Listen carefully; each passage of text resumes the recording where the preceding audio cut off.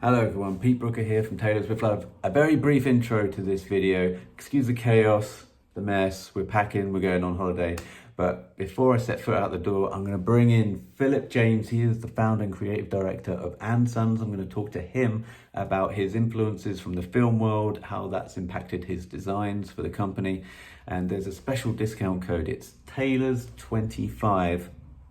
And you put that code in at the checkout and help yourself to a 25% discount. The website I'll put down below, and the discount code in case you can't remember, put that down below as well. But do check out the garments. This is one of them. It's a Henley from & Sons. It's called the Elder Henley. I love it, worn it to death, and many other garments on the site you'll know and love. The full interview will be on the podcast, so do check out that as well. But here is Philip now. Enjoy. Let's talk films. I really want to talk about how the brand intersects with iconic movies and perhaps some of your personal influences, some of the films you've seen, and how that inflects on & Sons. Yeah, I'm a big fan of film. And obviously being, the age I am, I've sort of gone through loads of eras and genres of films that I guess have inspired me. And I've kind of called on those from watching years ago.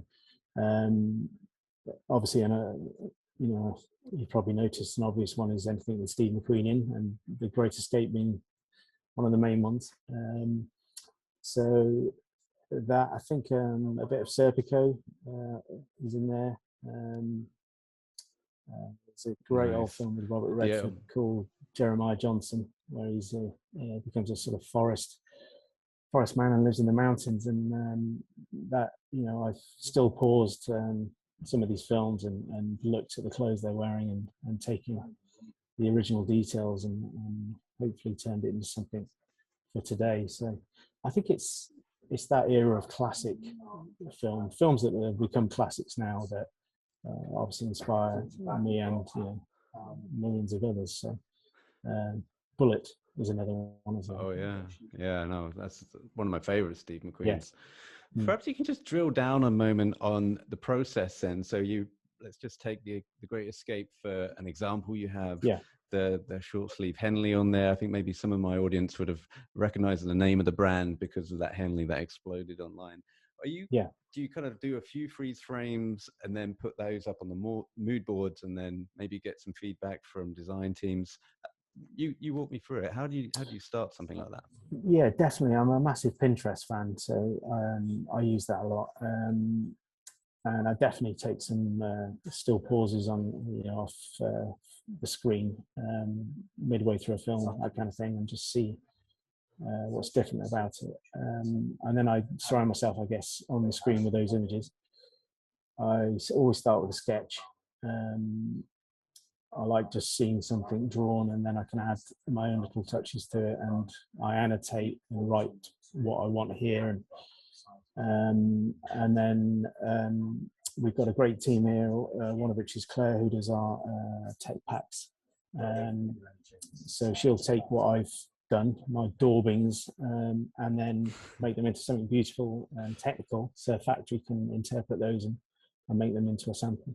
Sensitive question, perhaps. Yeah. But when you do have something where you're leaning towards an inspiration, and let's just take the Escape Henley for that matter, do you have to be careful how you market such a garment without incurring any kind of licensing issues with like faces? I mean, I know you don't post pictures of Steve McQueen next to the product, for example, but is it in your mind how you do that as well? Yeah, I'm obviously coming from that industry. I'm very aware of intellectual property and how photographers should and always should look after their IP and how it's used. So, and the same with every image I took for 30 years. It's something close to my heart. So I'm always respectful of how we use it. I like to think it's what we do is more of a homage to those people that we feature and what they're wearing in that era of time. So I'm hopefully very sensitive of how we use it, and it's more a tip of the hat, I guess, to the person involved. Yeah.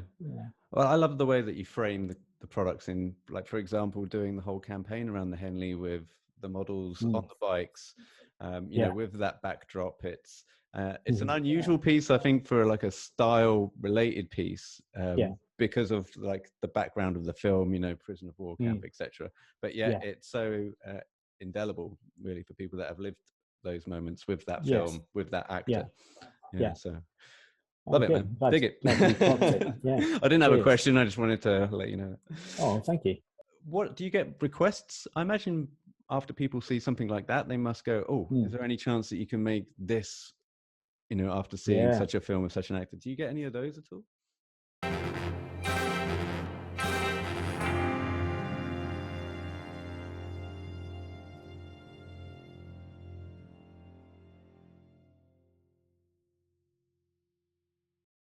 The full interview will be over on the podcast, but there is a discount code exclusive for you guys. It's 20, no, bugger. I